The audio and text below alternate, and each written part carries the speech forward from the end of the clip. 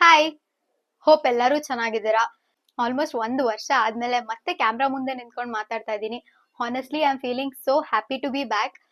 So ಮತ್ತೆ ಯಾಕೆ ಬಂದೆ, ಏನ್ ವಿಡಿಯೋ ಅಂತ ಅಂದ್ರೆ ಕಂಪೋಸೈಟ್ ಹೋಮ್ ಲೋನ್ ಬಗ್ಗೆ ಫುಲ್ ಇನ್ಫಾರ್ಮೇಶನ್ ಕೊಡೋಣ ಅಂತ ಬಂದಿದ್ದೀನಿ. ಫಸ್ಟ್ ಒನ್ ಥಿಂಗ್ ಕ್ಲಿಯರ್ ಮಾಡಕ್ ಇಷ್ಟಪಡ್ತೀನಿ. ನಾನು ಯಾವುದೇ ಲೋನ್ ಏಜೆಂಟ್ ಅಲ್ಲ, ನಾನು ಯಾವ ಬ್ಯಾಂಕಲ್ಲೂ ವರ್ಕ್ ಮಾಡಲ್ಲ. ನನಗೆ ಮನೆ ಕಟ್ಟಿಸ್ಬೇಕು ಅನ್ನೋದು ಒಂದ್ ಜವಾಬ್ದಾರಿ, ಹಾಗೆ ಒಂದ್ ಎಷ್ಟೋ ವರ್ಷಗಳ ಕನ್ಸು. ಸೊ ಫೈನಲಿ ಆ ಪ್ರಾಸೆಸ್ ಅಲ್ಲಿ ನನಗೆ ಯಾವ ಲೋನ್ ಇಂದ ಹೆಲ್ಪ್ ಆಯ್ತು, ಆ ಲೋನ್ ಇನ್ಫಾರ್ಮೇಶನ್ ಮೇ ಬಿ ನಿಮಗೂ ಹೆಲ್ಪ್ ಆಗ್ಬೋದೇನೋ ಅಂತ ಒಂದ್ ಪುಟ್ಟ ವಿಡಿಯೋ ಶೇರ್ ಮಾಡಿದೆ. ಬಟ್ ಆ ವಿಡಿಯೋ ಆದ್ಮೇಲೆ ನನಗೆ ತುಂಬಾ ಜನ ರೀಚ್ ಔಟ್ ಮಾಡಿದ್ರಿ, ಎಷ್ಟೊಂದು ಕ್ವೆಶನ್ಸ್ ಕೇಳ್ತಾ ಇದ್ದೀರಾ. ಸೊ ಅವರಿಗೆಲ್ಲ ಒಂದ್ ಹೆಲ್ಪ್ ಆಗ್ಲಿ, ಅವರಿಗೆಲ್ಲ ಮೇ ಬಿ ಈ ಡೀಟೇಲ್ಸ್ ಹೆಲ್ಪ್ ಆಗ್ಬೋದೇನೋ ಅಂತ ಈ ವಿಡಿಯೋ ಮಾಡ್ತಾ ಇದ್ದೀನಿ.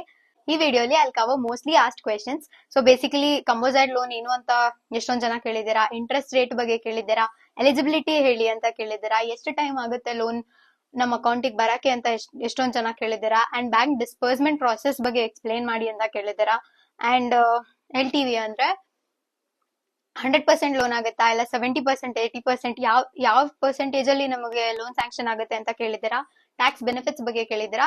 ಸೊ ಈ ವಿಡಿಯೋಲಿ I cover all this important topics. And other questions ಕೂಡ ಬಂದಿದೆ ರಿಲೇಟೆಡ್ ಟು ನಾನ್ ಸೈಟ್ ಹೆಂಗ್ ಹುಡುಕ್ತೆ, ನನ್ ಸೈಟ್ ಡೈಮೆನ್ಷನ್ಸ್ ಏನು, ಅಂಡ್ ಸೈಟ್ ಪ್ರೈಸ್ ಎಷ್ಟು, ಅದನ್ನೆಲ್ಲ ಸಬ್ಸಿಕ್ವೆಂಟ್ ವಿಡಿಯೋಸ್ ಅಲ್ಲಿ ಐ ಟ್ರೈ ಟು ಕವರ್. ಈ video purely composite home loan ಬಗ್ಗೆ ಇನ್ಫಾರ್ಮೇಶನ್ ಕೊಡಕ್ಕೆ I try. So first composite home loan ಅಂದ್ರೆ ಏನು? ಬೇಸಿಕಲಿ ಸಿಂಪಲ್ ಆಗಿ ಹೇಳ್ಬೇಕು ಅಂದ್ರೆ ನಿಮ್ ಲ್ಯಾಂಡ್ ತಗೊಳಕ್ಕೆ ಅಂಡ್ ಆ ಲ್ಯಾಂಡ್ ಅಲ್ಲಿ ಮನೆ ಕಟ್ಟಕ್ಕೆ ಎರಡಕ್ಕೂ ಸೇರಿ ಒಂದ್ ಲೋನ್ ಅಂತ ಕೊಡ್ತಾರೆ. ಅಂಡ್ ನಿಮಗೆ ದುಡ್ಡು ಸ್ಟೇಜ್ ವೈಸ್ ಅಲ್ಲಿ ಬರುತ್ತೆ. ಅಂದ್ರೆ ಫಸ್ಟ್ ಪ್ಲಾಟ್ ತಗೊಳಕ್ ಬರುತ್ತೆ, and then home construction time ಅಲ್ಲಿ ಸ್ಟೇಜ್ ಬೈ ಸ್ಟೇಜ್ ನಿಮ್ಗೆ ಮನಿ ಕ್ರೆಡಿಟ್ ಆಗ್ತಾ ಹೋಗುತ್ತೆ. And also very important, there's a clause ಆಯ್ತಾ, ಆ ಲಾಟ್ ಪರ್ಚೇಸಿಗೆ ದುಡ್ಡು ತಗೊಂಡಾದ ತಕ್ಷಣ ಅದರಿಂದ 2 to 3 years ಒಳಗೇನೆ ಮನೆ ಕಟ್ಟೋ ಪ್ಲಾನ್ ಇದ್ರೆ ಮಾತ್ರ ಈ ಲೋನಿಗೆ ಹೋಗಿ. ನೆಕ್ಸ್ಟ್ ಎಲಿಜಿಬಿಲಿಟಿ ಬಗ್ಗೆ ಮಾತಾಡೋಣ. ಸೊ ತುಂಬಾ ಜನ ನಾನು ಈ ಲೋನ್ಗೆ ಎಲಿಜಿಬಲ್ ಇದೀನಾ ಇಲ್ವಾ, ಹೇಗ್ ತಿಳ್ಕೊಳ್ಳೋದು ಅಂತ ಕೇಳ್ತಾ ಇದ್ರಿ. Simple steps. ಫಸ್ಟ್ ನಿಮ್ ಕ್ರೆಡಿಟ್ ಸ್ಕೋರ್ 700+ ಇರಬೇಕು. ಅಂಡ್ ನಿಮ್ ಫೈನಾನ್ಷಿಯಲ್ ಹೆಲ್ತ್ ಚೆನ್ನಾಗಿರ್ಬೇಕು, ಅಂದ್ರೆ ನೀವು ಬಿಲ್ಸ್ ನೆಲ್ಲ ಕರೆಕ್ಟ್ ಟೈಮಿಗೆ ಪೇ ಮಾಡಿರ್ಬೇಕು, ಅಂಡ್ ನಿಮ್ದು ಇನ್ಕಮ್ ಸ್ಟೇಬಲ್ ಇರ್ಬೇಕು. ಇಷ್ಟ ಇದ್ರೆ ಯು ಆರ್ ಎಲಿಜಿಬಲ್ ಅಂತ. ಅಂಡ್ ಆಲ್ಸೋ ನಿಮ್ ಸೈಟ್ ಪೇಪರ್ಸ್ ಕ್ಲಿಯರ್ ಇರ್ಬೇಕು, ಯಾವ್ದೇ ತರ ಲೋನ್ ಡಿಸ್ಪ್ಯೂಟ್ಸ್ ಇರಬಾರ್ದು. ಅಂಡ್ ಮೂಡ ಅಪ್ರೂವ್ಡ್ ಆಗಿದ್ರೆ ಇನ್ನ ಒಳ್ಳೇದು, ನಿಮ್ಗೆ ಇನ್ನ ಬೇಗ ಲೋನ್ ಸ್ಯಾಂಕ್ಷನ್ ಆಗುತ್ತೆ. ಟು ಸಮರೈಸ್, ನಿಮ್ ಕ್ರೆಡಿಟ್ ಸ್ಕೋರ್ ಚೆನ್ನಾಗಿರ್ಬೇಕು, ನಿಮ್ಗೊಂದ್ ಜಾಬ್ ಇದ್ದು ಒಳ್ಳೆ ಇನ್ಕಮ್ ಬರ್ತಾ ಇದ್ರೆ ಅದರಿಂದ ಇಟ್ಸ್ ಗುಡ್. ಆಮೇಲೆ ನಿಮ್ ಲೋನ್ ಡಾಕ್ಯುಮೆಂಟ್ಸ್ ಕ್ಲಿಯರ್ ಇರ್ಬೇಕು. ಎಷ್ಟು ಪರ್ಸೆಂಟೇಜ್ ಆಫ್ ದ ಮನಿ ಕೊಡ್ತಾರೆ ಅಂತ ಮಾತಾಡೋಣ. ಸೊ ಬೇಸಿಕಲಿ 100% ಆಫ್ ಲೋನ್ ಅವ್ರಿಗೆ ಕೊಡಲ್ಲ, ಅವರಿಗೂ ಕ್ಲಾಸ್ ಇರುತ್ತೆ ದಟ್ ಪ್ಲಾಟ್ ಮೇಲೆ 70 to 75% ಅಷ್ಟೇ ಲೋನ್ ಆಗೋದು. ಅಂಡ್ ಕನ್ಸ್ಟ್ರಕ್ಷನ್ ಗೆ ಅವ್ರ ಪ್ರಕಾರ 80 to 90% ಅಷ್ಟೇ ಲೋನ್ ಸ್ಯಾಂಕ್ಷನ್ ಮಾಡಕ್ ಆಗೋದವ್ರು. ಸೊ ಅದು ಹೆಂಗ್ ನೋಡ್ತಾರೆ ಅಂದ್ರೆ, ಫಸ್ಟ್ ನಿಮ್ ಸೈಟ್ ಇದು SR ವ್ಯಾಲ್ಯೂ ಪ್ರಕಾರ ಇಷ್ಟು ದುಡ್ಡು ಅಂತ ಇರುತ್ತೆ. ಫಾರ್ ಎಕ್ಸಾಂಪಲ್ 40 ಲಕ್ಷ ಅಂತ ಇರುತ್ತೆ. ಆ 40 ಲಕ್ಷದಲ್ಲಿ ಅವರು 70 to 75% ಅಷ್ಟು ಮಾತ್ರ ಅವ್ರು ಕೊಡಕ್ಕಾಗೋದು. ಇನ್ನು ಮಿಕ್ಕಿದ 30% ನಿಮ್ ಕಡೆಯಿಂದ ಬರ್ಬೇಕು. ಅಂಡ್ ಕನ್ಸ್ಟ್ರಕ್ಷನ್ ಗೆ 80 to 90% ಅಂತ ಕೊಡ್ತಾರೆ. ಫಸ್ಟ್ಲಿ ಹೆಂಗ್ ಇದೆಲ್ಲ ವರ್ಕ್ ಆಗುತ್ತೆ ಅಂದ್ರೆ, ಫಸ್ಟ್ ಅವರು ನಿಮ್ ಕ್ರೆಡಿಟ್ ಸ್ಕೋರ್ ನ ನೋಡ್ತಾರೆ ಅಂಡ್ ನಿಮ್ ಇನ್ಕಮ್ ನ ನೋಡಿ, ಓಕೆ ಇವರಿಗೆ ಇಷ್ಟು ಕೊಡ್ಬೋದು. ಅಂದ್ರೆ ಫಾರ್ ಎಕ್ಸಾಂಪಲ್ ನನ್ ಕ್ರೆಡಿಟ್ ಸ್ಕೋರ್ ನ ನೋಡಿ, ನನ್ ಇನ್ಕಮ್ ನ ನೋಡಿ ಒಂದ್ 70 ಲಕ್ಷ ನನಗೆ ಕೊಡ್ಬೋದು ಅಂದ್ರೆ, ನನಗೆ 20 ಲಕ್ಷನೂ ಬೇಕಾಗಿರಲ್ಲ ಅಲ್ಲ. ಮೇ ಬಿ ನನ್ ಸೈಟ್ ತಗೊಳಕ್ ನಂಗೆ ಒಂದ್ 20-30 ಲಕ್ಷ ಬೇಕಾಗಿರ್ಬೋದು, ಅಂಡ್ ನನ್ ಮನೆ ಕನ್ಸ್ಟ್ರಕ್ಷನ್ ಒಂದ್ 30 ಲಕ್ಷ ಬೇಕಾಗಿರ್ಬೋದು. ಸೊ ನಾನ್ ಹೇಳ್ಬೋದು ನನಗೆ 50 ಲಕ್ಷ ಸಾಕು ಅಂತ. ಸೊ ಅವ್ರು ಅವಾಗ ಏನ್ ಮಾಡ್ತಾರೆ ಅಂದ್ರೆ, ನಮಗೆ 50 ಲಕ್ಷ ಬಜೆಟ್ ಅಂತ ಫಿಕ್ಸ್ ಮಾಡ್ತಾರೆ. ಸೊ ಆ 50 ಲಕ್ಷದಲ್ಲಿ 70 to 75% ಅದಕ್ಕಿಂತ ಜಾಸ್ತಿ ಇನ್ಕ್ರೀಸ್ ಆಗಂಗಿಲ್ಲ ಸೈಟ್ ದುಡ್ಡು, ಅಂಡ್ 80 to 90% ಇಂದ ಜಾಸ್ತಿ ಇನ್ಕ್ರೀಸ್ ಆಗಂಗಿಲ್ಲ ಹೋಮ್ ಕನ್ಸ್ಟ್ರಕ್ಷನ್ ದುಡ್ಡು. ಅದನ್ನ ಹೆಂಗ್ ಚೆಕ್ ಮಾಡ್ತಾರೆ ಅಂದ್ರೆ, ನಿಮ್ದು ಹೋಮ್ ಪ್ಲಾನ್ ನೋಡ್ತಾರೆ, ಅಂಡ್ ನೀವೇ ಎಸ್ಟಿಮೇಶನ್ ನಿಮ್ದು ಹೋಮ್ ಕೊಟ್ಟಿರ್ತೀರಾ, ಅದೆಲ್ಲ ನೋಡ್ತಾರೆ. ಟು ಸಮರೈಸ್, ಲ್ಯಾಂಡಿಗೆ ನಿಮಗೆ 70 to 75% ಆಗುತ್ತೆ, ಅಂಡ್ ಹೋಮ್ ಕನ್ಸ್ಟ್ರಕ್ಷನ್ ಗೆ 80 to 90% ಆಗುತ್ತೆ. ಅಂಡ್ ತುಂಬಾ ಜನಕ್ಕೆ ಇಂಟ್ರೆಸ್ಟ್ ಇದ್ದು ಇಂಟ್ರೆಸ್ಟ್ ರೇಟ್ ಬಗ್ಗೆ ತಿಳ್ಕೊಳಕ್ಕೆ. ಸೊ ಬೇಸಿಕಲಿ ಎರಡು ಒಂದೇ ಇಂಟ್ರೆಸ್ಟ್ ರೇಟ್ ಅಲ್ಲಿ ಬರುತ್ತೆ ಆಯ್ತಾ. ಅಂಡ್ ಇಂಟ್ರೆಸ್ಟ್ ರೇಟ್ ನಾನು ಹಿಂಗೆ ಇಷ್ಟೇ ಕೊಡ್ತಾರೆ ಅಂತ ಹೇಳಕ್ ಆಗಲ್ಲ, ಬಿಕಾಸ್ ಅದು ಒಂದ್ ಪರ್ಸನ್ ಇಂದ ಇನ್ನೊಂದ್ ಪರ್ಸನ್ ಗೆ ವೇರಿ ಆಗುತ್ತೆ. ಫಾರ್ ಎಕ್ಸಾಂಪಲ್ ನನ್ ಕ್ರೆಡಿಟ್ ಸ್ಕೋರ್ ಮೇಲೆ ಅಂಡ್ ನನ್ ಫೈನಾನ್ಷಿಯಲ್ ಹೆಲ್ತ್ ಮೇಲೆ ನನಗೊಂದು ಇಂಟ್ರೆಸ್ಟ್ ರೇಟ್ ಅಂತ ಫಿಕ್ಸ್ ಮಾಡಿರ್ತಾರೆ. ಅಂಡ್ ಹಂಗೆ ನಿಮ್ ಕ್ರೆಡಿಟ್ ಸ್ಕೋರ್, ನಿಮ್ದು ಫೈನಾನ್ಷಿಯಲ್ ಹೆಲ್ತ್ ಮೇಲೆ ನಿಮಗೆ ಬೇರೆ ಇಂಟ್ರೆಸ್ಟ್ ರೇಟ್ ಆಗ್ಬೋದು. ಬಟ್ ಯೂಶಲಿ ನಿಮ್ಗೆ 7.5, 7.8 ಈ ತರ ಸಿಕ್ಕಿದ್ರೆ ನಿಮ್ಗೆ ಒಳ್ಳೆ ಪರ್ಸೆಂಟೇಜ್ ಅಲ್ಲೇ ಸಿಕ್ಕಿದೆ ಅಂತ. ಅಂಡ್ ಆಲ್ಸೋ ತುಂಬಾ ವೇರಿಯಸ್ ಫ್ಯಾಕ್ಟರ್ಸ್ ಮೇಲೆ ಇಂಟ್ರೆಸ್ಟ್ ರೇಟ್ ಡಿಪೆಂಡ್ ಆಗುತ್ತೆ. ಅಂದ್ರೆ ರೆಪೋ ರೇಟ್ ಇನ್ಕ್ರೀಸ್ ಆದಂಗೆ ಇಂಟ್ರೆಸ್ಟ್ ಕೂಡ ಇನ್ಕ್ರೀಸ್ ಆಗುತ್ತೆ. ರೆಪೋ ರೇಟ್ ಡಿಕ್ರೀಸ್ ಆದಾಗೆ ನಿಮ್ ಇಂಟ್ರೆಸ್ಟ್ ಕೂಡ ಡಿಕ್ರೀಸ್ ಆಗುತ್ತೆ. ಫಾರ್ ಎಕ್ಸಾಂಪಲ್ ನಂದೇ ಸಿನಾರಿಯೋ ತಗೊಂಡ್ರೆ, ನಾನ್ ಲಾಸ್ಟ್ ಇಯರ್ ಲೋನ್ ತಗೊಂಡಾಗ ನನಗೆ 8.5% ಇಂಟ್ರೆಸ್ಟ್ ರೇಟ್ ಇತ್ತು. ಬಟ್ ಅದಾದ್ಮೇಲೆ ರೆಪೋ ರೇಟ್ ಡಿಕ್ರೀಸ್ ಆಯ್ತು. ಅದರಿಂದ ಈಗ ನನಗೆ 7.5% ಇಂಟ್ರೆಸ್ಟ್ ರೇಟ್ ಇದೆ. ಬಟ್ ಏನ್ ಗೊತ್ತಾ, ನೀವು 3-4 ಬ್ಯಾಂಕ್ ಅಲ್ಲಿ ವಿಚಾರಿಸಬೇಕು, ನಿಮಗೆ ಇಂಟ್ರೆಸ್ಟ್ ರೇಟ್ ಎಲ್ಲಿ ಕಡಿಮೆ ಕೊಡ್ತಾ ಇದ್ದಾರೆ, ಎಲ್ಲಿ ನಿಮ್ಗೆ ಬೆನಿಫಿಟ್ಸ್ ಜಾಸ್ತಿ ಇದೆ, ಆ ಬ್ಯಾಂಕ್ ಅಲ್ಲಿ ನೀವು ಆ ಲೋನ್ ನ ಆಪ್ಟ್ ಮಾಡ್ಬೇಕು. ಇನ್ನು ಅಪ್ಲಿಕೇಶನ್ ಪ್ರಾಸೆಸ್ ಬಗ್ಗೆ ಹೇಳ್ಬೇಕು ಅಂದ್ರೆ, ಫಸ್ಟ್ ನೀವು ಬ್ಯಾಂಕ್ ಸೆಲೆಕ್ಟ್ ಮಾಡ್ಕೊಳ್ಳಿ. ಒಂದ್ 3-4 ಬ್ಯಾಂಕ್ ಅಲ್ಲಿ ವಿಚಾರಿಸಿ, ನಿಮ್ಗೆಲ್ಲಿ ಇಂಟ್ರೆಸ್ಟ್ ರೇಟ್ ಚೆನ್ನಾಗಿದೆ, ನಿಮ್ಗೆಲ್ಲಿ ಬೆನಿಫಿಟ್ಸ್ ಚೆನ್ನಾಗಿದೆ, ಆ ಬ್ಯಾಂಕ್ ನ ನೀವು ಫಸ್ಟ್ ಸೆಲೆಕ್ಟ್ ಮಾಡ್ಕೊಳ್ಳಿ. ಅಂಡ್ ಅವರು ನೆಕ್ಸ್ಟ್ ನಿಮ್ ಕ್ರೆಡಿಟ್ ಸ್ಕೋರ್ ನ ನೋಡಿ, ಅಥವಾ ನಿಮ್ ಫೈನಾನ್ಷಿಯಲ್ ಹೆಲ್ತ್ ನ ನೋಡಿ, ನಿಮ್ಗೆ ಇಷ್ಟು ಬಜೆಟ್ ಕೊಡ್ಬೋದು ಅಂತ ಫಿಕ್ಸ್ ಮಾಡ್ತಾರೆ. ಆಮೇಲೆ ನಿಮಗೆ ನಿಮ್ ಸೈಟ್ ಬಗ್ಗೆ ಸ್ವಲ್ಪ ಕ್ವೆಶನ್ಸ್ ಕೇಳ್ತಾರೆ. ಇಫ್ ಮೂಡ ಅಪ್ರೂವ್ಡ್ ಆಗಿದ್ಯಾ, ಅಂಡ್ ಸೈಟ್ ಗೆ ಯಾವ್ದೇ ಲೀಗಲ್ ಡಿಸ್ಪ್ಯೂಟ್ಸ್ ಇಲ್ವಾ, ಈ ತರ ಎಲ್ಲ ಕ್ವೆಶನ್ಸ್ ಕೇಳ್ತಾರೆ. ನೆಕ್ಸ್ಟ್ ಸ್ವಲ್ಪ ಡಾಕ್ಯುಮೆಂಟ್ಸ್ ನ ಕಲೆಕ್ಟ್ ಮಾಡ್ತಾರೆ. ಅಂದ್ರೆ ನಿಮ್ ಆಧಾರ್, ನಿಮ್ PAN, and last 3 to 6 months ನಿಮ್ದು pay slip, and last 2 years ನಿಮ್ದು ಫಾರ್ಮ್ 16. ಈ ಡಾಕ್ಯುಮೆಂಟ್ಸ್ ನೆಲ್ಲ ನೀವು ಸಬ್ಮಿಟ್ ಮಾಡ್ಬೇಕು. ಆಮೇಲೆ ಅವ್ರು ಒಂದು ಅಪ್ಲಿಕೇಶನ್ ಫಾರ್ಮ್ ಕೊಡ್ತಾರೆ. ನೀವು ಆ ಅಪ್ಲಿಕೇಶನ್ ಫಾರ್ಮ್ ನ ಫಿಲ್ ಮಾಡಿ ಅವರಿಗೆ ಸಬ್ಮಿಟ್ ಮಾಡ್ಬೇಕು. ಫಸ್ಟ್ ಕೇಳಿ ಪ್ರೊಸೆಸಿಂಗ್ ಫೀಸ್ ಏನಾದ್ರು ಇದೆಯಾ, ಅವ್ರ ಏನಾದ್ರು ಡಿಡಕ್ಟ್ ಮಾಡ್ಕೋತಾರಾ, ಇಲ್ಲ ಕಂಪ್ಲೀಟ್ ಲೋನ್ ನಿಮ್ಮ ಅಕೌಂಟ್ ಗೆ ಕ್ರೆಡಿಟ್ ಆಗುತ್ತಾ, ಈ ತರ ಕ್ವೆಶನ್ಸ್ ಎಲ್ಲ ಕೇಳೋದು ನಿಮ್ ರೆಸ್ಪಾನ್ಸಿಬಿಲಿಟಿ. ಬಿಕಾಸ್ ಬ್ಯಾಂಕ್ಗೆ ಒಂದು ಬ್ಯಾಂಕ್ ಇಂದ ಇನ್ನೊಂದು ಬ್ಯಾಂಕ್ಗೆ ವೇರಿ ಆಗುತ್ತೆ. ಇಟ್ಸ್ ವೆರಿ ಇಂಪಾರ್ಟೆಂಟ್ ದಟ್ ನೀವು ತಗೊಳ್ತಾ ಇರೋ ಬ್ಯಾಂಕ್ ಅಲ್ಲಿ ಯಾವ ತರ ಫೀಸ್ ನ ಅಪ್ಲೈ ಮಾಡ್ತಾ ಇದ್ದಾರೆ ಅಂತ. ಸೊ ಇದೆಲ್ಲ ಆದ್ಮೇಲೆ ಅವ್ರ ಕಡೆಯಿಂದ ಒಂದು ಲೀಗಲ್ ಚೆಕ್ ನಡೆಯುತ್ತೆ. ಅಂಡ್ ಅದ್ರಲ್ಲಿ ಯಾವ್ದೇ ಲೀಗಲ್ ಕಾಂಪ್ಲಿಕೇಶನ್ಸ್ ಏನು ಇಲ್ವಾ, ಈ ತರ ಎಲ್ಲ ಒಂದು ಲೀಗಲ್ ಚೆಕ್ ಮಾಡ್ತಾರೆ. ಲೀಗಲ್ ಚೆಕ್ ಎಲ್ಲ ಪಾಸ್ ಆದ್ಮೇಲೆ ಅವರು ನಿಮ್ಗೆ ಒಂದು ಸ್ಯಾಂಕ್ಷನ್ ಲೆಟರ್ ಅಂತ ಕೊಡ್ತಾರೆ. ಸೊ ಬೇಸಿಕಲಿ ನಿಮ್ಗೆ ಲೋನ್ ಸ್ಯಾಂಕ್ಷನ್ ಆಗುವಾಗ ಎಷ್ಟು ಲೋನ್ ಅಮೌಂಟ್ ನಿಮಗೆ ಬರ್ತಾ ಇದೆ, ಪ್ಲಾಟಿಗೆ ಎಷ್ಟು ಅಮೌಂಟ್ ಬರ್ತಾ ಇದೆ, ಅಂಡ್ ನಿಮಗೆ ಕನ್ಸ್ಟ್ರಕ್ಷನ್ ಗೆ ಎಷ್ಟು ಅಮೌಂಟ್ ಬರ್ತಾ ಇದೆ, ಅಂಡ್ ಎಷ್ಟು ವರ್ಷದೊಳಗೆ ನೀವು ಮನೆ ಕಟ್ಟಿಸ್ಬೇಕು, ಇಂಟ್ರೆಸ್ಟ್ ರೇಟ್ ಏನು, ಟೆನ್ಯೂರ್ ಅಂದ್ರೆ ನೀವು ಡಿಸೈಡ್ ಮಾಡ್ಬೋದು. ಅದನ್ನ ನಾನು 10 ವರ್ಷಕ್ಕೆ ಲೋನ್ ತಗೊಂತೀನ, 15 ವರ್ಷಕ್ಕೆ ತಗೊಂತೀನ, 20 ವರ್ಷಕ್ಕೆ ತಗೊಂತೀನ, ಅದು ನಿಮ್ ಡಿಸಿಷನ್. ಅದನ್ನ ಕೇಳಿ ಆ ಡೀಟೇಲ್ಸ್ ನೆಲ್ಲ ಅವರು ಸ್ಯಾಂಕ್ಷನ್ ಲೆಟರ್ ಅಲ್ಲಿ ಮೆನ್ಷನ್ ಮಾಡಿರ್ತಾರೆ. It's important that you read sanction letter. Next insurance. I don't know if it's optional or mandatory, but ನಾನ್ ಇನ್ಶೂರೆನ್ಸ್ ತಗೊಂಡೆ. ಬಿಕಾಸ್ ನಾವೇನೋ ಓಕೆ ನಾವು ಕೆಲಸ ಮಾಡ್ತೀವಿ, ಇಷ್ಟು EMI ಕಟ್ತೀವಿ ಅಂತ ಲೋನ್ ತಗೊಂತೀವಿ. ಬಟ್ ಇಫ್ ಇನ್ ಕೇಸ್ ನಮಗೇನಾದ್ರೂ ಆದ್ರೆ ಆ ಇನ್ಶೂರೆನ್ಸ್ ಲೋನ್ ಏನಿರುತ್ತಲ್ಲ, ಆ ಲೋನ್ ಅಮೌಂಟ್ ಏನಿರುತ್ತಲ್ಲ, ಅದು ಇನ್ಶೂರೆನ್ಸ್ ಇಂದ ಕವರ್ ಆಗುತ್ತೆ. ಸೊ ನಾವಿಲ್ಲ ಅಂದ್ರೆ ನನ್ನ ಅಪ್ಪ ಅಮ್ಮ ಕಟ್ಬೇಕಾಗುತ್ತೇನೋ, ಆತರ ಏನು ವರಿ ಮಾಡ್ಬೇಕಾಗಿಲ್ಲ. ನನ್ನ ಅಡ್ವೈಸ್ ಏನು ಅಂದ್ರೆ ಎಲ್ಲರೂ ಇನ್ಶೂರೆನ್ಸ್ ತಗೊಳ್ಳಿ. Next disbursement process.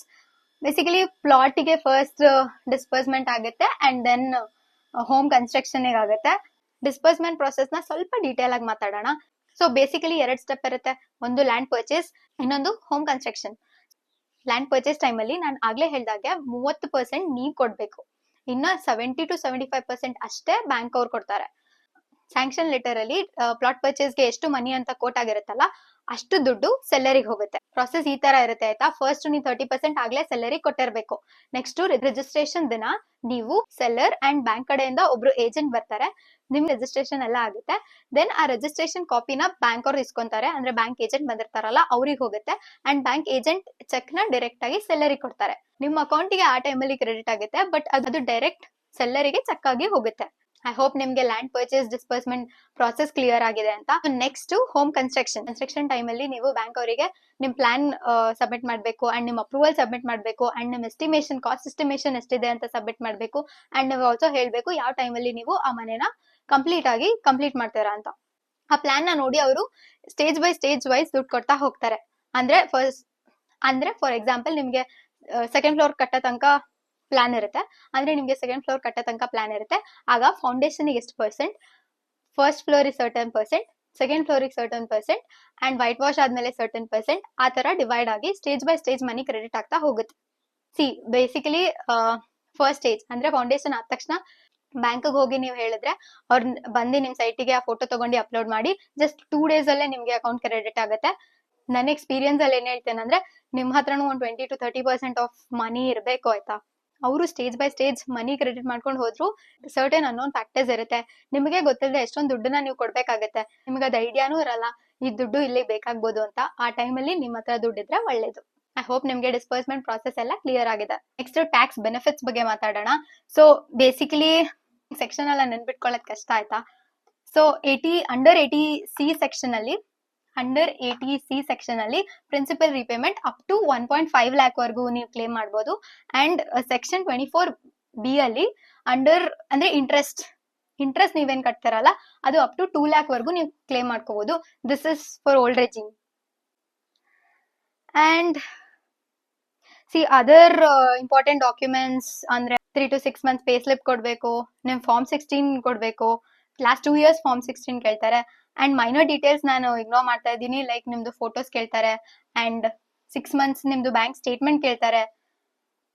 ಅಂಡ್ ಅಷ್ಟೇ, ಚೆಕ್ ಮಾಡ್ಬೇಕಲ್ವಾ ನಿಮ್ಗೆ ದುಡ್ಡು ಕೊಡ್ಬೋದಾ ಕೊಡಕ್ ಆಗಲ್ವಾ ಅಂತ. ಯಾಕಂದ್ರೆ at the end of the day ಅವರು ನಮ್ಮನ್ನ ನಂಬಿ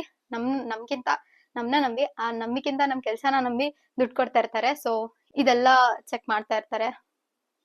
ಅಂಡ್ ನನಗೆ ನಾನ್ ಯಾವ ಕಂಪನಿಯಲ್ಲಿ ಕೆಲಸ ಮಾಡ್ತೀನಿ ಆ ಕಂಪನಿ ಹತ್ರ ಬಂದು ನಾನು ಆ ಕಂಪನಿಯಲ್ಲಿ ನಿಜವಾಗ್ಲೂ ಕೆಲಸ ಮಾಡ್ತಾ ಇದ್ದೀನ ಅಂತ ಚೆಕ್ ಕೂಡ ಮಾಡ್ಕೊಂಡು ಹೋಗಿದ್ರು. ಸೊ ಮೋಸ್ಟ್ಲಿ ಎಲ್ಲಾನು ಕವರ್ ಮಾಡಿದೀನಿ. ಸ್ಪೆಸಿಫಿಕಲಿ ನಾನ್ ಯಾಕೆ ಈ ಲೋನ್ ತಗೊಂಡೆ ಅಂದ್ರೆ ನನಗೆ ಸೈಟಿಗೆ ಆಲ್ಮೋಸ್ಟ್ 70% ಆಫ್ ದ ಮನಿ ಬೇಕಿತ್ತು. For home construction also certain percentage ಬೇಕಿತ್ತು. ಬೇಸಿಕಲಿ ನಾನು ಈ ಲೋನ್ ಪ್ರೊಸೀಜರ್ಸ್ ಅಲ್ಲಿ ಏನೇನ್ ತಪ್ಪು ಮಾಡಿದೆ ಅಂದ್ರೆ, ಫಸ್ಟ್ ನಾನು ಫೋಕ್ಲೋಸ್ ಇಂಟ್ರೆಸ್ಟ್ ರೇಟ್ ಎಷ್ಟು ಅಂತ ಕೇಳಲಿಲ್ಲ. ಇಲ್ಲಿ ಹಂಗಂದ್ರೆ ಏನು ಅಂದ್ರೆ, ಇಫ್ ನೀವ್ ಏನಾದ್ರು ಬೇಗ ಆ ಲೋನ್ ನ ಫೋಕ್ಲೋಸ್ ಮಾಡ್ತೀರಾ ಅಂದ್ರೆ ಸರ್ಟನ್ ಪರ್ಸೆಂಟೇಜ್ ಆಫ್ ಇಂಟ್ರೆಸ್ಟ್ ನಿಮ್ ಮೇಲೆ ಹಾಕ್ತಾರೆ. ಅದನ್ನ ನಾನು 2-3 ಬ್ಯಾಂಕ್ ನ ವಿಚಾರಿಸಬೇಕಿತ್ತು, ಇಫ್ ಫೋಕ್ಲೋಸ್ ರೇಟ್ ಏನಾದ್ರು ಕಡಿಮೆ ಇದೆಯಾ ಬೇರೆ ಕಡೆ ಅಂತ. But I did not do that. ನಾನು ಇನ್ನೊಂದ್ ಏನ್ ತಪ್ಪು ಮಾಡ್ಕೊಂಡೆ ಅಂದ್ರೆ, 1.5 ವರ್ಷದಿಂದ ನನ್ ಪ್ಲಾನ್ ಇದ್ದಿದ್ದು ಚಿಕ್ಕ ಮನೆ ಮಾಡ್ಕೊಳ್ಳೋಣ, ಜಸ್ಟ್ ಫಸ್ಟ್ ಫ್ಲೋರ್ ಒಂದೇ ಒಂದ್ ಫ್ಲೋರ್ ಕಟ್ಕೊಳ್ಳೋಣ ಸಾಕು ಅಂತ. ಬಟ್ ಆಮೇಲೆ 1.5 ವರ್ಷ ಆದ್ಮೇಲೆ ನನಗೆ ಓಕೆ ಇನ್ನ ಒಂದ್ ಫ್ಲೋರ್ ಜಾಸ್ತಿ ಮಾಡ್ಕೊಳ್ಳೋಣ ಅಂತ ಅನ್ಸ್ದಾಗ ದುಡ್ಡು ಸಾಕಾಗ್ಲಿಲ್ಲ ಆಯ್ತಾ. I had an option, like ನನ್ ಬಜೆಟ್ ಜಾಸ್ತಿ ಇತ್ತು. ಫಾರ್ ಎಕ್ಸಾಂಪಲ್ ನನ್ ಬಜೆಟ್ ಅವರು ನನ್ಗೆ 70 to 80 lakh ಕೊಡ್ತೀನಿ ಅಂದಿದ್ರು. ನಾನ್ ಕಡಿಮೆ ಬಜೆಟ್ ಹೋಗಿದ್ದೆ. ಬಜೆಟ್ ನ ಇನ್ಕ್ರೀಸ್ ಮಾಡ್ತೀರಾ ಅಂತ ಹೋಗಿ ಕೇಳಿದೆ. ಬಟ್ ಅವ್ರ ರೆಸ್ಪಾನ್ಸ್ ನನಗೆ ಬಂದಿದ್ದು, ಟಾಪ್ ಅಪ್ ಲೋನ್ ಅಂತ ಮಾಡ್ಬೋದು, ಬಟ್ ಇದಕ್ಕಿಂತ ಇಂಟ್ರೆಸ್ಟ್ ರೇಟ್ ಸ್ವಲ್ಪ ಜಾಸ್ತಿ ಇರುತ್ತೆ, ಲೈಕ್ 0.5% 0.6% ಅಷ್ಟು ಜಾಸ್ತಿ ಆಗ್ಬೋದು. ಬಟ್ ಅದು ಹೋಮ್ ವೈಟ್ ವಾಶ್ ಆದ್ಮೇಲೆ ಮಾಡಕ್ ಸಾಧ್ಯ, ಅದಕ್ ಮುಂಚೆ ನೀವು ಜಾಸ್ತಿ ಬಜೆಟ್ ನ ತಗೊಳಕ್ ಆಗಲ್ಲ ಅಂದ್ರು. ಸೊ ನಾನು ಎಷ್ಟು ಬಜೆಟ್ ಗೆ ಸ್ಟಿಕ್ ಆನ್ ಆಗಿರ್ತೀನೋ ಅಷ್ಟು ಬಜೆಟ್ ಅಲ್ಲೇ ನಾನು ಆ ಮನೆನ ಕಂಪ್ಲೀಟ್ ಮಾಡಕ್ ನೋಡ್ಬೇಕು. ಇಫ್ ನನಗೆ ಬೇರೆ ಕಡೆಯಿಂದ ದುಡ್ಡು ಹೊಂದಕ್ ಆಗಲ್ಲ ಅಂದ್ರೆ, ದಾಟ್ ಇಸ್ ಒನ್ ಥಿಂಗ್ ನನಗೆ ಗೊತ್ತಿರ್ಲಿಲ್ಲ and I did not take care of it well. ನಿಮ್ಮನೆ ಪ್ಲಾನ್ ಕ್ಲಿಯರ್ ಇರ್ಲಿ. ಫಸ್ಟ್ ನೀವ್ ಏನ್ ಮಾಡ್ಬೇಕು, ಹೆಂಗ್ ಕಟ್ಬೇಕು ನಿಮ್ ಮನೇನ ಅಂತ ಅನ್ಕೋತಿದ್ದೀರಾ ಅಂತ. ಸೊ ಆಗ ನಿಮ್ಗೆ ಪ್ರಾಪರ್ ಆಗಿ ಯಾವ ಬಜೆಟ್ ತಗೊಬೇಕು, ಎಷ್ಟು ಬಜೆಟ್ ನನಗೆ ತಗೊಬೇಕು ಅದೆಲ್ಲ ಚೆನ್ನಾಗಿ ಅನಲೈಸ್ ಮಾಡ್ಬೋದು. So yes, let me know if you have any questions. ಈಗ ಪ್ರೋಸ್ ಮತ್ತೆ ಕಾನ್ಸ್ ಕೂಡ ಕವರ್ ಮಾಡೋದಾ? ಪ್ರೋಸ್ ಅಂದ್ರೆ ಅಡ್ವಾಂಟೇಜ್, ಕಾನ್ಸ್ ಡಿಸ್ಅಡ್ವಾಂಟೇಜ್ ಕವರ್ ಮಾಡೋದು. ಆಬ್ವಿಯಸ್ಲಿ ಲೋನ್ ತಗೊಂಡಾಗ ಪ್ರೋಸ್ ಏನು ಅಂತ ನಿಮಗೆ ಗೊತ್ತೇ ಇರುತ್ತೆ. ಎಷ್ಟೋ ವರ್ಷದಿಂದ ಕಾಣ್ತಿದ್ದ ಕನ್ಸಿನ ಮನೆ ಬಿಲ್ಡ್ ಆಗುತ್ತೆ, ಅದೊಂದೇ ಖುಷಿ ಆಯ್ತಾ. ನೆಕ್ಸ್ಟ್ ಕಾನ್ಸ್ ಬಗ್ಗೆ ಮಾತಾಡೋಣ. That is very important. ಈ ಕಾನ್ಸ್ ಬಗ್ಗೆನೂ ನೀವು ತಿಳ್ಕೊಂಡೆ ಲೋನಿಗೆ ಕೈ ಹಾಕ್ಬೇಕು. ಇವನ್ ನನ್ನ ವಿಡಿಯೋಗೂ ಕೂಡ ಯಾರೋ ಈಗ ಅಸಲಿ ಚಕ್ರವ್ಯೂಹ ಸ್ಟಾರ್ಟ್ ಅಂತ ಒಂದು ಕಾಮೆಂಟ್ ಹಾಕಿದ್ರು. ಆಕ್ಚುಲಿ ನಿಜ, ಲೋನಿಗೆ ಇನ್ನಾಗದ್ ವೆರಿ ಈಸಿ, ಬಟ್ ಆ ಲೋನಿಂದ ವಾಪಸ್ ಬರೋದಿದೆಯಲ್ಲ ದಟ್ಸ್ ವೆರಿ ಡಿಫಿಕಲ್ಟ್. ನನಗೆ ಪರ್ಸನಲಿ ಲೋನ್ ಸಂಬಂಧ ಏನ್ ಹೊಸದಲ್ಲ. ನಾನು ಎಜುಕೇಶನ್ ಮಾಡುವಾಗ್ಲೂ ಎಜುಕೇಶನ್ ಲೋನ್ ತಗೊಂಡಿದ್ದೆ. ಅದನ್ನ ತೀರ್ಸಕ್ಕೆ ಎಷ್ಟು ಕಷ್ಟಪಟ್ಟಿದ್ದೀನಿ, ಅದನ್ನ ತೀರ್ಸ್ಬೇಕಂದ್ರೂ ತುಂಬಾ ವರ್ಷ ಆಯ್ತು. ಅಂಡ್ ಪರ್ಸನಲ್ ಲೋನ್ ಕೂಡ ತಗೊಂಡಿದ್ದೆ. 11 to 12% ಇಂಟ್ರೆಸ್ಟ್ ರೇಟ್ ಎಲ್ಲ ಪೇ ಮಾಡಿದ್ದೀನಿ. ಸೊ ನಾನ್ ಈ ಲೋನ್ ತಗೊಳ್ಳುವಾಗ ನಂಗೆ ಏನ್ ಅನಿಸ್ತಂದ್ರೆ, ಓಕೆ 7.5% ಇಂಟ್ರೆಸ್ಟ್ ಕೊಡ್ಬೋದು ನಾನು, 7.5% ಇಂಟ್ರೆಸ್ಟ್ ಇಸ್ ಗಿವಬಲ್ ಅನ್ನಿಸ್ತು. ಬಟ್ ನಂದು ಹೋಮ್ ಲೋನ್ ಅಮೌಂಟ್ ಹ್ಯೂಜ್ ಇತ್ತು ಅಂಡ್ ಟೆನ್ಯೂರ್ ಕೂಡ ಹ್ಯೂಜ್ ಇತ್ತು. ಸೊ ನಾನ್ ಹೆಂಗ್ ಯೋಚನೆ ಮಾಡೋದು ಅಂದ್ರೆ, ಈಗ ನಾನು 15 ಇಯರ್ಸ್ಗೆ ಲೋನ್ ಮಾಡ್ಸಿರ್ತೀನಿ ಅಂದ್ರೆ ನಾನು 15 ಇಯರ್ಸ್ ತನಕ EMI ಕಟ್ಕೊಂಡು ಇದ್ರೆ ಆಗಲ್ಲ. ನನಗೆ ಎಷ್ಟು ಬೇಗ ಆಗುತ್ತೋ ಅಷ್ಟು ಬೇಗ ನಾನು ಹೋಮ್ ಲೋನ್ ನ ಕ್ಲಿಯರ್ ಮಾಡ್ಕೊಬೇಕು. ಸೊ ನನ್ ಮೈಂಡ್ ಯಾವಾಗ್ಲೂ ಹೆಂಗ್ ಥಿಂಕ್ ಮಾಡ್ತಾ ಇರತ್ತೆ ಅಂದ್ರೆ, ಸೊ ಓಕೆ ನನಗೆ ಲೋನ್ ಇದೆ, ನಾನು ಈ ಮಂತ್ EMI ಕಟ್ಬೇಕು. ಸೊ ಎಷ್ಟೊಂದ್ ಸತಿ ನನ್ ಪರ್ಸನಲ್ ಲೈಫಿಗಿಂತ ನಾನು ನನ್ನ ಜಾಬ್ ನ ಜಾಸ್ತಿ ಪ್ರಯಾರಿಟೈಸ್ ಮಾಡ್ತೀನಿ. ಅಂಡ್ ಎಷ್ಟೋ ಬ್ರೇಕ್ ಬೇಕು ಅಂತ 2 ದಿನ ರಜಾ ತಗೊಂಡ್ರು I feel so guilty that okay ನಾನು ಇಷ್ಟೊಂದು ಲೋನ್ ಇಟ್ಕೊಂಡು ಇಷ್ಟು EMI ಇಟ್ಕೊಂಡು ಈ ತರ ಎಲ್ಲ ನನ್ನ ಟೈಮ್ ನ ವೇಸ್ಟ್ ಮಾಡಂಗಿಲ್ಲ, ಯಾವಾಗ್ಲೂ ವರ್ಕ್ ಮಾಡ್ಬೇಕು ಅಂಡ್ ಬೆಸ್ಟ್ ಇರ್ಬೇಕು. ನಾನು ಬೇರೆ ಏನೇನ್ ವೇಸ್ ಇದೆ, ಬೇರೆ ಹೆಂಗ್ ಸ್ಕಿಲ್ಸ್ ಇಂಪ್ರೂವ್ ಮಾಡ್ಕೊಬಹುದು, ಬೇರೆ ಏನ್ ವೇ ಇದೆ ಮನಿ ಅರ್ನ್ ಮಾಡಕ್ಕೆ, ಈ ತರ ಎಲ್ಲ ನೋಡ್ಕೊಂಡು ಥಿಂಕ್ ಮಾಡ್ಕೊಂಡು ಟ್ರೈ ಮಾಡ್ತಾನೆ ಇರ್ತೀನಿ. ಸೊ ಅಂದ್ರೆ ಲೋನ್ ತಗೊಳ್ಳೋ ಟೈಮಲ್ಲಿ it's easy to say okay ನಾ ನೆಕ್ಸ್ಟ್ ಒಂದ್ 10 ವರ್ಷದ ತನಕ ದುಡ್ಡಿ ನಾನು ತೀರ್ಸ್ಕೊಂಡ್ಬಿಡ್ತೀನಿ ಅಂತ. ಬಟ್ ಆ ಲೋನ್ ತಗೊಳ್ಳುವಾಗ ಇದ್ದಿದ್ ಮೈಂಡ್ ಸೆಟ್, ಆ ಲೋನ್ ಕಟ್ತಾ ಇರ್ತೀವಲ್ಲ, ಲೈಕ್ 1.5 years ಆಯ್ತು ನಾನ್ ಈ ಲೋನ್ ತಗೊಂಡೆ. ಸೊ ಎವ್ರಿ ಮಂತ್ ನನ್ ತಲೆಯಲ್ಲಿ ಇದ್ದೇ ಇರುತ್ತೆ ದಟ್ ನಾನು ಇಷ್ಟು ಕಷ್ಟ ಪಡ್ಲೇಬೇಕು, ನಾನು ಇಷ್ಟು EMI ಪೇ ಮಾಡ್ಲೇಬೇಕು ಅಂತ.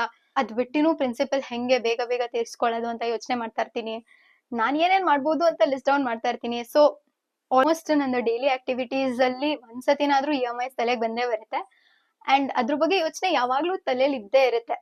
ನಿಮ್ಗೆ ಅನ್ಸ್ಬೋದು ಇಷ್ಟೆಲ್ಲ ಕಷ್ಟ ಪಟ್ಕೊಂಡು EMI ಕಟ್ಕೊಂಡು ಹೋಮ್ ಲೋನ್ ತಗೊಳ್ಳೋ ಅವಶ್ಯಕತೆ ಇದೆಯಾ ಅಂತ. ಸಿ ಆಬ್ವಿಯಸ್ಲಿ ಇರುತ್ತೆ. ಯಾರು ಅವಶ್ಯಕತೆ ಇಲ್ದೇನೆ ಅಂತೂ ಲೋನ್ ತಗೊಳಲ್ಲ.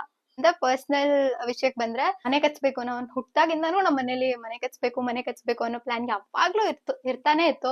ನಾನ್ ಇವಾಗ ಅದನ್ನ ಸ್ಟ್ಯಾಂಡ್ ತಗೊಂಡು ಕಟ್ಸಿಲ್ಲ ಅಂದ್ರೆ I am very sure that next 20 yearsಗೂ ಅದೇ ಕಂಟಿನ್ಯೂ ಆಗ್ತಾ ಹೋಗುತ್ತೆ ಹೊರತು ಏನು ಚೇಂಜ್ ಆಗಲ್ಲ. ನಾನ್ ಹೆಂಗ್ ಯೋಚನೆ ಮಾಡ್ತೀನಿ ಅಂದ್ರೆ, ನಾನ್ ಎಕ್ಸ್ಪೆಕ್ಟ್ ಮಾಡೋ ಚೇಂಜ್ ನಾನ್ ಆಗಿರ್ಬೇಕು. ನಿಮಗ್ ತುಂಬಾ ಅವಶ್ಯಕತೆ ಇಲ್ಲ ಮನೆ ಕಟ್ಸೋದು ಸದ್ಯಕ್ಕೆ, ಸೇವ್ ಮಾಡ್ಕೊಂಡು ಸ್ವಲ್ಪ ದುಡ್ಡನ್ನ ಸೇವ್ ಮಾಡ್ಕೊಂಡು ಆಮೇಲೂ ಕಟ್ಟಿಸ್ಕೊಬಹುದು. ಒಂದ್ 50 to 60%, 50% ದುಡ್ಡನ್ನ ಸೇವ್ ಮಾಡ್ಕೊಂಡು ದೆನ್ ಈ ಲೋನ್ ಬೇಕಾದ್ರೆ ನೀವು ಕನ್ಸಿಡರ್ ಮಾಡ್ಬೋದು. ಎಷ್ಟೊಂದ್ ಜನ ನಾನ್ ಯಾವ ಬ್ಯಾಂಕ್ ಅಲ್ಲಿ ಲೋನ್ ತಗೊಂಡೆ ಅಂತ ಕೇಳಿದಿರಾ. ಸಿ ನಾನು ಡೈರೆಕ್ಟ್ ಆಗಿ ಇದೇ ಬ್ಯಾಂಕ್ ಅದೇ ಬ್ಯಾಂಕ್ ಅಂತ ಇನ್ಫ್ಲೂಯೆನ್ಸ್ ಮಾಡಕ್ ನಂಗೆ ಇಷ್ಟ ಇಲ್ಲ. ಬಿಕಾಸ್ ನೀವು ಹೋಗ್ಬೇಕು, ನೀವು 3-4 ಬ್ಯಾಂಕ್ ವಿಚಾರಿಸಿ, ಅಟ್ಲೀಸ್ಟ್ 2 to 3 ಬ್ಯಾಂಕ್ಸ್ ವಿಚಾರಿಸಿ ನಿಮಗೆ ಇಂಟ್ರೆಸ್ಟ್ ರೇಟ್ ಅಂಡ್ ಹೆಂಗೆ ಪ್ರಾಸೆಸ್ ವರ್ಕ್ ಆಗುತ್ತೆ ಅಂತ ನೀವ್ ತಿಳ್ಕೊಳ್ಬೇಕು ಫಸ್ಟ್ ಯಾವ ಲೋನ್ ತಗೊಳಕ್ಕೂ ಮುಂಚೆನು. ಸೊ ನಾನೊಂದ್ 3 ಬ್ಯಾಂಕ್ ಹೇಳ್ತೀನಿ ಎಲ್ಲಿ ನಾನ್ ವಿಚಾರಿಸ್ದೆ ಅಂತ. ಅದ್ರಲ್ಲೇ ಒಂದ್ ಬ್ಯಾಂಕ್ ಅಲ್ಲಿ ನನ್ ಲೋನ್ ಕೂಡ ಇದೆ. IDBI ಅಲ್ಲಿ ವಿಚಾರಿಸ್ದೆ, ಬ್ಯಾಂಕ್ ಆಫ್ ಬರೋಡಾದಲ್ಲಿ ವಿಚಾರಿಸ್ದೆ ಅಂಡ್ HDFC ಅಲ್ಲಿ ವಿಚಾರಿಸ್ದೆ. ಸೊ ಈ ಮೂರಲ್ಲೂ ಈ ಲೋನ್ಸ್ ಕೊಡ್ತಾರೆ ಅಂತಾನೆ ಹೇಳಿದ್ರು. ಅದಾದ್ಮೇಲೂ ನಾನ್ ಬೇರೆ ಬ್ಯಾಂಕ್ ವಿಚಾರಿಸಿ ಇಂಟ್ರೆಸ್ಟ್ ರೇಟ್ ಅನ್ನೋದ್ರು ಕಡಿಮೆ ಆದ್ರೆ ಆ ಲೋನ್ ನ ಶಿಫ್ಟ್ ಮಾಡ್ಕೊಳ್ಳೋಣ ಅಂತ ಅನ್ಕೊಂಡೆ. ಸಿ ಬೇಸಿಕಲಿ ಆಪ್ಷನ್ ಇದೆ ಆಯ್ತಾ. ಅಂದ್ರೆ ನೀವು ಒಂದ್ ಬ್ಯಾಂಕ್ ಅಲ್ಲಿ ತಗೊಂಡಿರ್ತೀರಾ, ಇನ್ನೊಂದ್ ಬ್ಯಾಂಕ್ಗೆ ನೀವು ಶಿಫ್ಟ್ ಮಾಡ್ಕೋಬಹುದು ಆ ಲೋನ್ ನ ಆಫ್ಟರ್ ಸರ್ಟನ್ ಪೀರಿಯಡ್. ಬಟ್ ಸುಮ್ನೆ ಅಲ್ಲ, there is also processing fee and everything involve. But interest rate ಕಡಿಮೆ ಇದೆ, ಸ್ವಿಚ್ ಮಾಡ್ಕೊಳ್ಳೋಣ ಅಂತ ನೋಡಿದೆ. ಬಟ್ ಸಿಮಿಲರ್ ಇಂಟ್ರೆಸ್ಟ್ ರೇಟ್ ಇದ್ದಿದ್ರಿಂದ ನಾನು ಯಾವ ಬ್ಯಾಂಕ್ ಅಲ್ಲಿ ಲೋನ್ ತಗೊಂಡಿದ್ದೆ ಅದೇ ಬ್ಯಾಂಕ್ಗೆ ಸ್ಟಿಕ್ ಆನ್ ಆಗಿದ್ದೀನಿ. ಐ ಥಿಂಕ್ ತುಂಬಾ ಮಾತಾಡ್ತಾ ಇದೀನಿ. So I just stop here. ಈ ವಿಡಿಯೋ ಇಂದ ನಿಮ್ಗೆ ಏನಾದ್ರೂ ಹೆಲ್ಪ್ ಆಗುತ್ತೆ ಅಂತ ಅನ್ಸಿದ್ರೆ please consider subscribing. And also ಯಾರಾದ್ರೂ ಹೋಮ್ ಲೋನ್ ತಗೊಳ್ಬೇಕು ಅಂತ ಇದ್ರೆ ಅವರಿಗೆ ವಿಡಿಯೋನ ಶೇರ್ ಮಾಡಿ. ಎಷ್ಟೊಂದು ಜನ ಈ ಇನ್ಫಾರ್ಮೇಷನ್ ಕೇಳಿದಾರ, ವೇರ್ ನಾನು 50 lakh ತಗೊಂಡ್ರೆ ನನಗೆ EMI ಎಷ್ಟು ಬರ್ಬೋದು ಅಂತ. See this home loan calculator website where you can see ನೀವು 50 lakhಗೆ 7.5% ಇಂಟ್ರೆಸ್ಟ್ ಹಾಗೆ 15 years ಟೆನ್ಯೂರ್ ತೊಗೊಂಡ್ರೆ ಎಷ್ಟು ಲೋನ್ EMI ಆಗುತ್ತೆ, ಪ್ರಿನ್ಸಿಪಲ್ ಎಷ್ಟು ಟೋಟಲ್ ಆಗುತ್ತೆ, ಆ್ಯಂಡ್ ನೀವು ಟೋಟಲ್ ಅಮೌಂಟ್ EMI ಕಟ್ತಾ ಬಂದರೆ ನೀವು ಎಷ್ಟು ಪೇ ಮಾಡಬೇಕಾಗುತ್ತೆ ಅಟ್ ದ ಎಂಡ್ ಅಂತ. ಆ್ಯಂಡ್ ಆಲ್ಸೋ ನೀವು ಡೀಟೇಲ್ ಆಗಿ ಕೂಡ ನೋಡ್ಬೋದು. ಇಫ್ ಯು ಸಿ ಫಸ್ಟ್ ಮಂತಲ್ಲಿ ನೀವು 48,205 ನೀವು ಟೋಟಲ್ EMI ಇದ್ದರೆ 32,500 ಅಷ್ಟು ಇಂಟ್ರೆಸ್ಟಿಗೆ ಹೋಗ್ತಾ ಇದೆ ಆ್ಯಂಡ್ 15,000 ಅಷ್ಟು ಪ್ರಿನ್ಸಿಪಲ್ಗೆ ಹೋಗ್ತಾ ಇದೆ. ಸೊ ಅವರು ಇನಿಷಿಯಲ್ ಇಯರ್ಸಲ್ಲೇ ನಿಮಗೆ ಜಾಸ್ತಿ ಇಂಟ್ರೆಸ್ಟ್ನೆಲ್ಲ ಪೇ ಮಾಡಿಸ್ಕೊತಾರೆ. ಇಫ್ ಯು ಸಿ ಅಟ್ ಲಾಸ್ಟಿಗೆ ಬಂದರೆ principal is 44,000 and interest just 3,000 ಇದೆ. ಅಂದರೆ what I'm trying to say is, initial ಇಯರ್ಸಲ್ಲಿ ನೀವು ಏನೇ EMIs ಕಟ್ಟಿದ್ರು ಅದು ತುಂಬ ಕಡಿಮೆ ಅಮೌಂಟ್ ಪ್ರಿನ್ಸಿಪಲಿಗೆ ಹೋಗ್ತಾ ಇರುತ್ತೆ and almost 80% of the amount ನಿಮಗೆ ಇಂಟ್ರೆಸ್ಟಿಗೆ ಹೋಗ್ತಾ ಇರುತ್ತೆ. ಸೊ ನೀವು ಲೋನ್ ತೊಗೊಳಕ್ಕೂ ಮುಂಚೆ ಈ ಥರ ಎಲ್ಲ ಇನ್ಫಾರ್ಮೇಷನ್ ನೋಡಿ ಡಿಸೈಡ್ ಮಾಡೋದು very important. So thank you, bye.